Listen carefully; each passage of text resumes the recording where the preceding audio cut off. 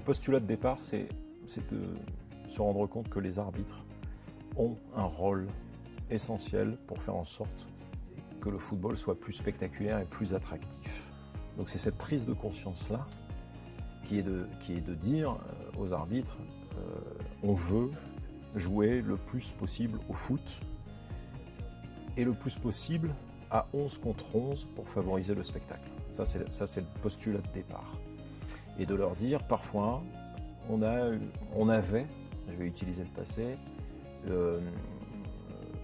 une appétence à siffler des micro-contacts, alors des fois peut-être pour sécuriser son arbitrage, mais ça n'avait qu'une orientation finalement, c'était de hacher le jeu. Or c'est pas ce qu'on veut, on veut le fluidifier au maximum. Et donc les consignes ont été passées dans ce sens, de ne plus siffler les micro-fautes, mais ils le faisaient déjà depuis quelques mois, hein, et de continuer, parce que c'est une continuité de ce qu'on leur a dit depuis janvier 2023, d'aller dans cette direction-là. Et puis d'avoir aussi en tête la gestion du second avertissement, avec une plus grande finesse dans la prise de décision, parce que évidemment, dès lors que vous mettez rapidement et parfois trop vite un deuxième avertissement et que vous vous rendez compte que ce joueur-là avait déjà été averti, vous pénalisez directement l'équipe qui va se retrouver en infériorité numérique.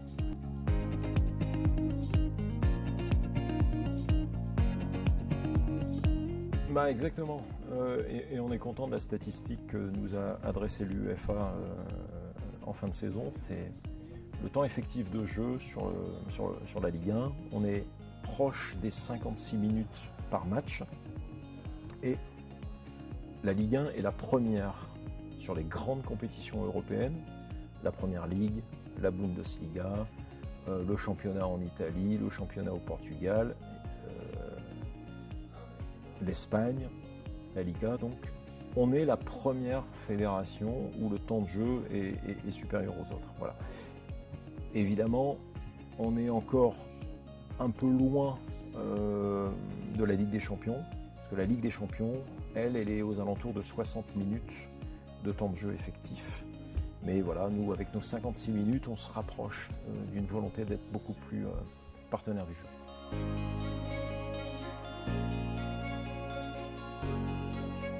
Alors, ce qui est clairement acté dans le texte des lois du jeu cette saison, c'est la célébration des buts. C'est-à-dire qu'à partir du moment où un but est marqué, l'arbitre décomptera le temps perdu entre le moment où le but est marqué et le moment où on procédera au coup d'envoi après ce but. Donc ça, il a été demandé au 4e arbitre de prendre en compte ce moment perdu, ces arrêts de jeu perdus. Et puis, puisque le législateur a précisé également dans le texte de loi que pour toute autre cause où la reprise du jeu serait impactée, l'arbitre décomptera.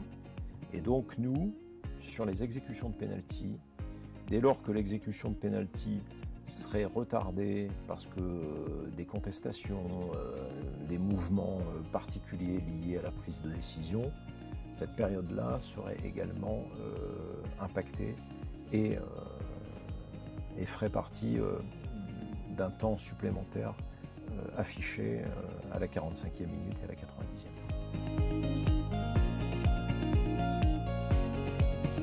À quelque chose déjà de plus nuancé que ce qu'on voit à la Coupe du Monde de la FIFA, que ce soit sur les compétitions masculines ou féminines.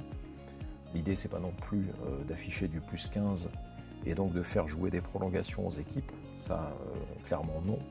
Parce que ce que vous pouvez faire sur une compétition de 3 semaines pour la FIFA, ça n'est pas complètement transposable sur un championnat domestique à 34 journées ou à 38 pour la Ligue 2. Et donc il nous faut quelque chose de beaucoup plus nuancé. Donc dès lors qu'on afficherait du plus 7, plus 8, ça serait déjà quelque chose d'assez conséquent.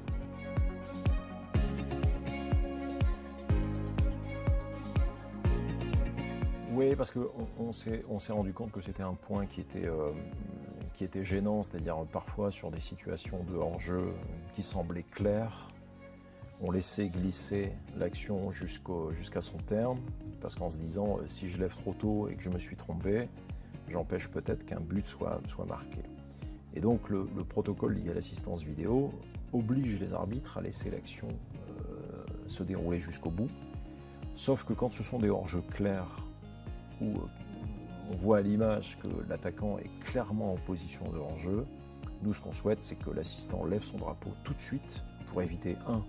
Des courses inutiles aux joueurs, 2. La problématique qu'un attaquant se retrouve directement en face à face avec un gardien de but et parfois même une considération disciplinaire si d'aventure le gardien de but commettait l'irréparable.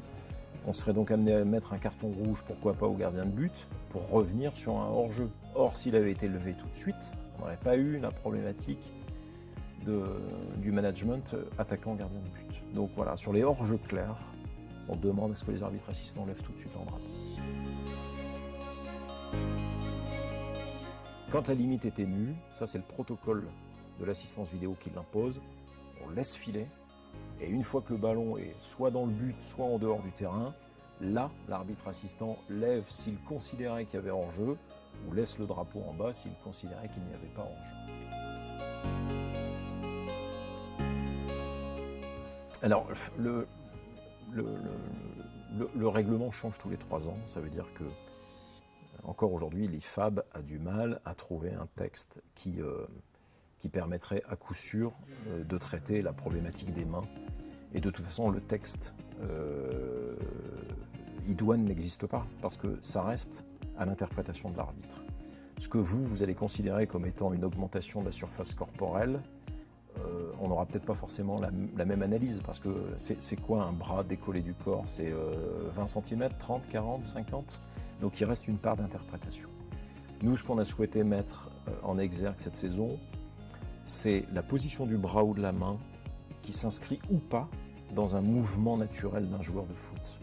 Et d'avoir une approche beaucoup plus précise sur de la biomécanique. Parce que parfois, c'est juste le mouvement naturel du joueur qui fait que la position du bras ou de la main n'augmente pas sa surface corporelle, mais suit simplement le mouvement de son corps. Et c'est là où il nous faut être un peu plus précis sur ces considérations-là. Le bras d'appui au sol, quand on tacle, évidemment, on va poser son bras quelque part.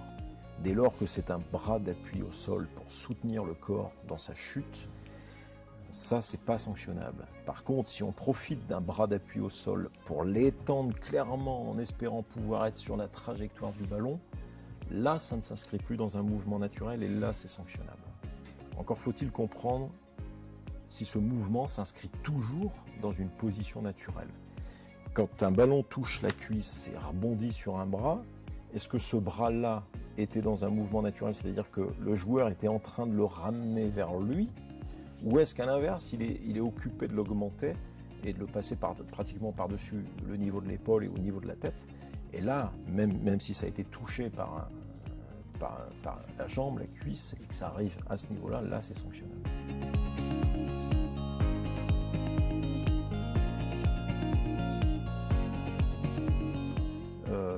Nous, on s'inscrit dans la volonté, les arbitres, de protéger le jeu, de protéger les joueurs.